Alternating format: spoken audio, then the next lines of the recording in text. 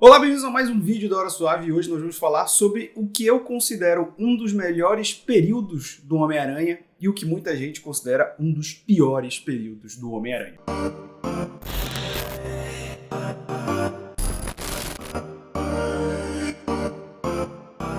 Lá no início dos anos 2000, o Joe Quesada estava começando a assumir como editor-chefe da Marvel e ele estava fazendo várias mudanças. Ele fez mudanças nos títulos dos X-Men, que já tinham perdido um pouco da força, e também no título do Homem-Aranha, que tinha se desgastado um pouco com a saga do clone. As pessoas estavam meio cansadas do Howard Mackey, que era um dos principais roteiristas, então ele resolveu dar uma chacoalhada. E para isso, ele trouxe o escritor J. Michael Straczynski para o título The Amazing Spider-Man, que era o principal do Homem-Aranha. Ele que já tinha sido conhecido por séries como Babylon 5 e ter feito Rising Stars na Top Cow da Image, vem com carta branca do editor para poder remodelar o Homem-Aranha como ele achava mais necessário. Até porque depois da saga do clone de 1 milhão de reviravoltas, morte da Tia May, era uma atriz, morre Mary Jane e depois ela volta, era preciso uma linha mais concisa, algo que fosse um norte para os outros criadores dos títulos do Aranha, para ficar menos confuso para o leitor. E o Joe Quesada fez isso. Ele deu essa carta branca para o J. Michael Straczynski fazer o trabalho dele. E durante um bom período, isso foi um dos melhores títulos, se não o melhor título da Marvel, porque a concorrência na época também era boa, de boas histórias, de bons roteiristas. Só que tem um pequeno probleminha com esse período do J. Michael Straczynski. O período que eu considero bom acaba aqui. Isso está sendo republicado pela Panini agora, Marvel Saga Homem-Aranha, e esse é o volume 5. É aqui que o desenhista John Romita Jr., você que segue o canal deve saber que é um dos meus desenhistas favoritos, é o meu desenhista favorito, sendo bem sincero, ele sai aqui do título. E não é por isso que o título fica ruim, mas existem vários fatores que mudam no título do Homem-Aranha depois dessa saída. E quando a gente vê isso separado por fascículos, né, eu li quando saía em mensal, então não fica tão claro assim, é que de fato houve uma mudança e não foi só o artista. Quando a gente passa logo pro volume 6 do arco Pecados do Passado, que é desenhado pelo brasileiro Mike Deodato Jr., que é um excelente artista, a gente já tem uma mudança de tom muito grande. E eu acho que a arte tem um pouco disso, não que seja uma arte ruim. Mas o Deodato ele tem um traço mais sério, mais rígido, talvez mais dark. Principalmente nessa época, ele tá saindo do Hulk, ele tem um traço mais pesado, um traço muito bonito. Só que as histórias perdem a leveza. O Straczynski conseguia encarar bem esse equilíbrio do sério que ele queria colocar na trama, com a piada do Homem-Aranha, com essa tirada de sarro. E eu acho que quando tem essa mudança, e não é só do Deodato, voltando a lembrar, mesmo quando muda entre o Ron Garner, eu acho que perde um pouco esse equilíbrio.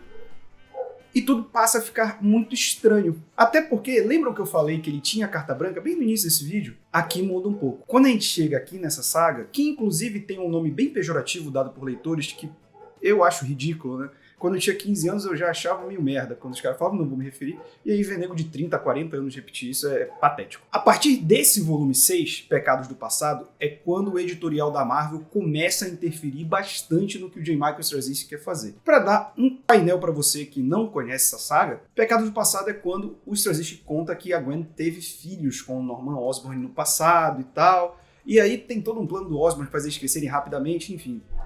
Basicamente, ele tira a inocência do primeiro amor do Peter. E qual foi a primeira mudança aqui? Eram para eles serem filhos do Peter, que a Gwen nunca contou, e que o Osborn iria usar contra o Peter. Só que o editorial não deixou por achar que isso iria envelhecer demais o personagem. Então se transformou em filhos do Osborn. Era uma ideia ruim a princípio, mas que ficou pior com a interferência editorial. E a partir daí você percebe que o Straczynski ele vai por um caminho não muito bom, porque logo depois de Pecados do Passado, a gente tem o primeiro arco que não é ele escrevendo, que é sobre a filha, né, da Gwen, como ela cresceu. E logo depois disso, a gente já tem o Straczynski tendo que lidar com outras coisas editoriais que ele não tinha que lidar. O Homem-Aranha passa a entregar os Novos Vingadores, e aí o Straczynski tem que lidar com isso. E logo em seguida do arco dos Novos Vingadores, a gente tem que lidar com o outro, que é uma mega saga de títulos do Homem-Aranha com vários outros escritores. E que é longa, chata, se perde, sabe? 2 encadernados, se a gente for ver como é nesse formato publicado, e que poderia ser resumido em tipo 6 edições de uma revista e não de 3, 4, sabe? Então o Straczynski ele começa a perder o poder que ele tinha inicialmente e isso vai ficando ruim porque o editorial percebeu que eles não queriam seguir pelo caminho que o Straczynski colocou das suas 5 primeiras edições. Ele estabelece o Peter como alguém mais adulto,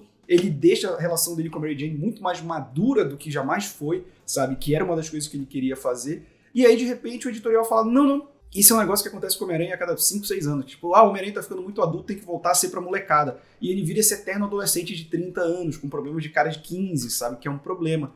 Então, foi caminhando pra perda de poder do J. Michael Straczynski, não que ele estivesse escrevendo bem, eu acho que o roteiro dele cai muito nesses períodos depois, Guerra Civil e tudo mais, olha o que eu tô vendo. Nós Vingadores, o outro, Guerra Civil, sabe, nada mais é uma linha só do Aranha, tem que responder ao que tá acontecendo no universo Marvel e não tem tempo de desenvolver. E acaba com a péssima decisão, que é o pacto com o Mephisto, né? Depois da revelação de Guerra Civil e do Homem-Aranha debandar pro lado do Capitão América, ele vira um fugitivo. Como a identidade dele estava pública, o Rei do Crime contrata um assassino para matar ele, o tiro acaba pegando na Tia May, o que faz com que ele faça um acordo com o Mephisto para que a tia sobreviva e, em troca, ele dá o casamento dele. Então toda a memória do casamento dele é apagada, e aí ele passa a viver uma nova vida, ele perde o maior amor da vida dele. Algo que o Straczynski tinha estabelecido, tinha maturado, tinha deixado bem concreto, a Marvel vai lá e desfaz no estalar de dedos. Então realmente parece que a Marvel se dispôs no final de Michael Straczynski a desfazer tudo que ele criou. Então por isso que eu falo, até a edição 5, que é quando ele tá criando uma parada, ele estabelece o Homem-Aranha e cria relações,